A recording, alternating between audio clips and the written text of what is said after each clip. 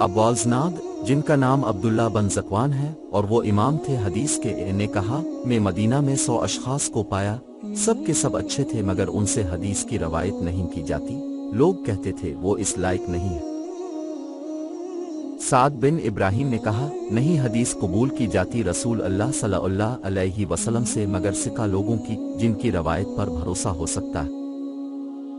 अब्दुल्ला बिन मुबारक कहते थे कि असनाद दीन में दाखिल है, और अगर असनाद ना होती तो हर शख्स जो चाहता कह डालता और अपनी बात चला देता। अब्दुल्ला बिन मुबारक ने कहा, हमारे और लोगों के दरमियान पाए हैं, यानी असनाद, जैसे जानवर बगैर पाँव के थम नहीं सकता वैसे ही हदीस बगैर असनाद के जिम नहीं सकती। अबू इसहाक ने, जिनका नाम इब्राहिम बन ईसा तातकानी है, कहा, मैंने अब्दुल्ला बिन मुबारक से कहा, ए अबू अब्दुर्रहमान, ये हदीस कैसी है जो रवायत की गई है, नेकी के बाद दूसरी नेकी ये है कि तो नमाज पढ़े अपने माँ बाप के लिए अपनी नमाज के बाद, और रोज़ा रखे उनके लिए अपने रोज़े के साथ। इन्होंने कहा, ये अबू इसहाक, ये हदीस कौन रवायत करता है? मैंने कहा, शहाब बन खराश।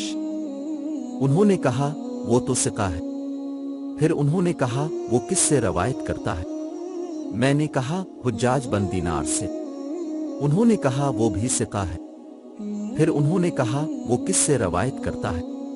मैंने कहा, वो कहता है कि रसूल अल्लाह सल्लल्लाहु अलैहि वसल्लम ने ऐसा फरमाया।